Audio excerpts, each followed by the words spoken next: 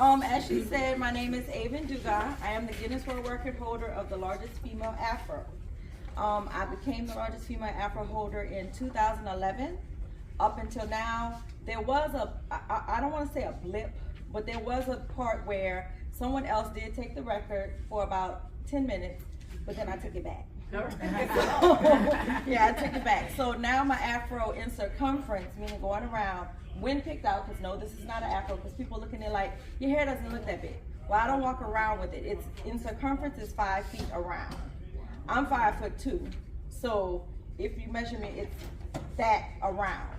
Height-wise, it's over 9 inches, and honestly, I forgot the ear measurement because I actually just reset the record a couple of months ago, but Guinness hasn't even put it out yet. So actually, this is my first time even speaking on it. Okay. So I did reset the record again, and this is my 4th time. Thank you. So this is my 4th time setting the record.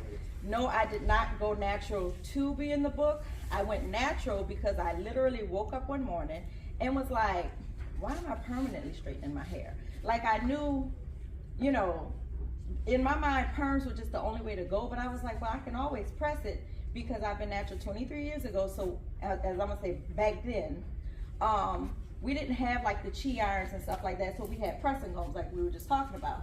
And I was like, well, my grandma could always press my hair because, as we know, your grandma press your hair. Like we didn't really press our own hair with a hot comb.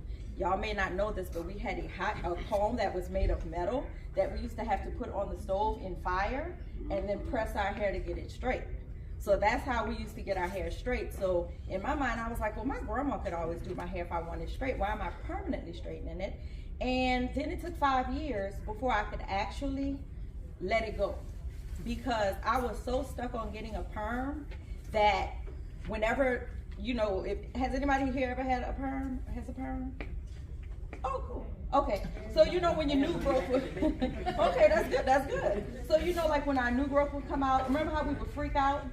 And basically new growth is just what our hair is now, but when we would feel that new growth come out, you know, as some people like to call it, naps and stuff like that, but when we would feel that, we would freak out and we'd hurry up and put a perm in it because we didn't like that, because we didn't like how that looked.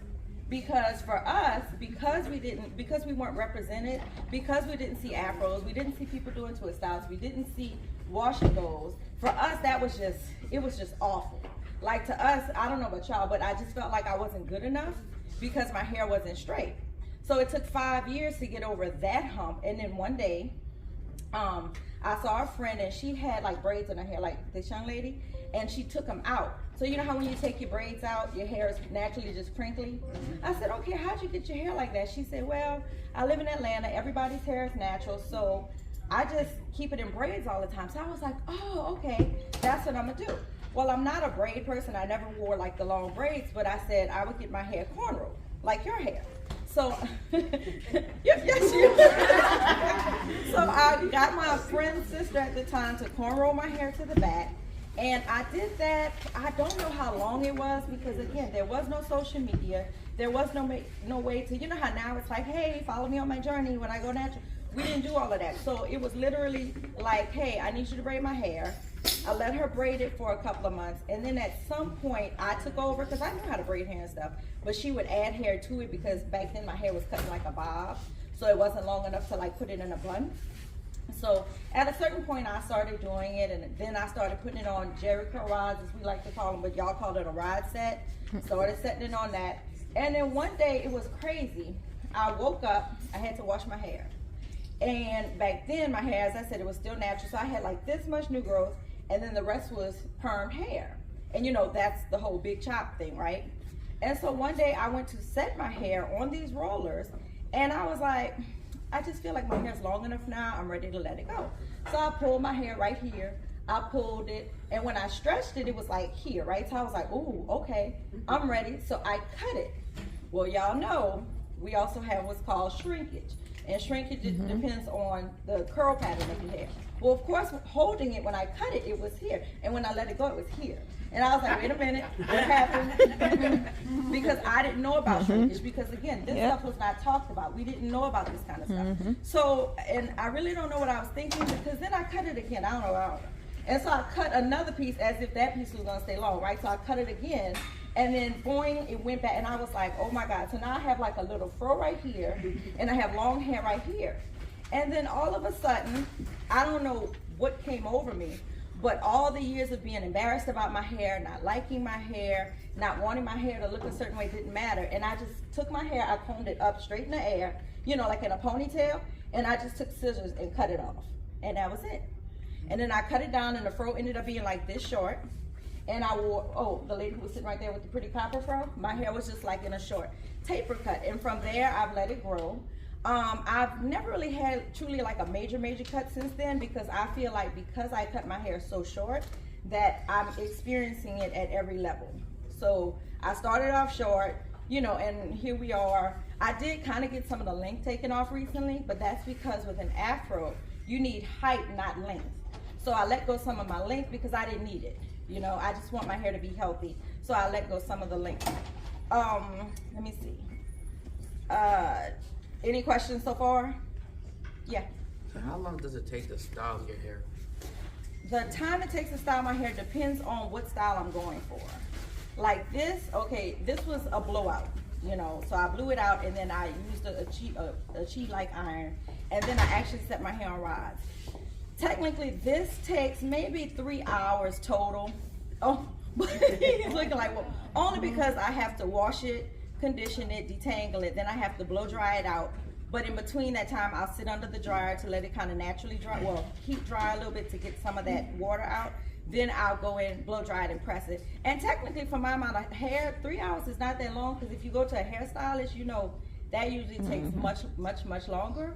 So it's not that bad, because I'm going on my 2nd week of wearing it. So it's really not that bad. And let me just say this before I get into any questions.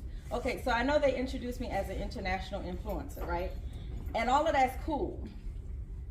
Please go to school, y'all, and finish school. Amen. Please. I did not finish college, but I just happened to end up in this. You know what I'm saying? Right. You don't want to have to happen to end up in something. Basically, I was looking at my little sister, and she's married now. She and her husband. I went to their house. I was like, oh my God, their house is so beautiful.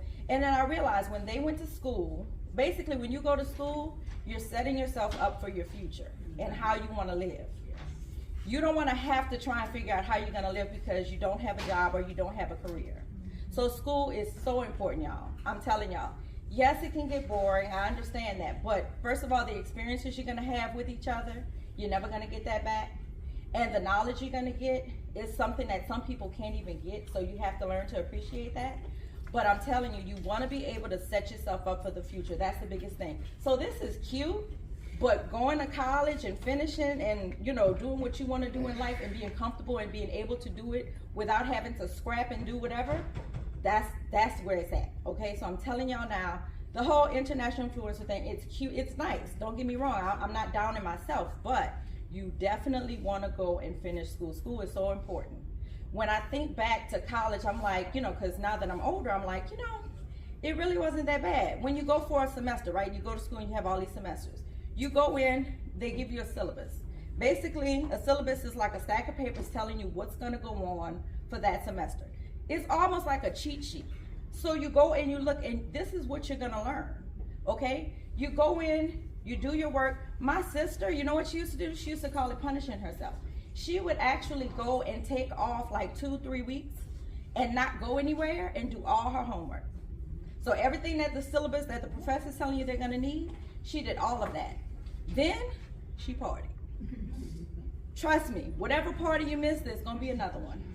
Whatever place you didn't go, there's going to be another one. I promise you, there's going to be another one. You're not going to miss out on anything, okay? Every now and then you have to punish yourself just so you can get to where it is you want to go. And by punishment, I just mean sit there, do your work, dedicate yourself to what it is you have to do, and then it's over. Those semesters fly by so fast. You come in, you get a syllabus, you get your homework, you go, you see what you have to do. Okay, it gets a little rocky, right? Then you're gonna have some kind of break. Every semester has a major break, okay? Meaning like some kind of holiday. You get that time off to recalibrate, meaning to get yourself back on levels. Then you go back in and you finish up. You do that for 4 years, you're done. Then you can do whatever it is you want and however it is you want to do it. So the hair is cute, Influencers are cute. I know you see people that influence and doing stuff. Hey, get ready with me. That's cute. But you want to set yourself up for the future. And that influencer stuff, it gets tiring and boring because you see the same people. You know you're going to see 5 million people doing the same lipstick tutorial. You're going to see 5 million people doing the same get ready with me. There's only so many ways you can look at somebody do their hair. And again, I'm not trying to down myself. I'm just saying going to school and finishing school is much more important than social media and seeing people who half the time, if you catch them off camera, what you're seeing on camera is a set. You move the set out the way, you don't know how they do it. And I know that for a fact. Some of them literally, it's just like a movie set. You know how movie sets, when it's over, they start moving everything and then it's just scraps? Scraps. Okay? So don't get caught up in that. Okay, black man. Okay?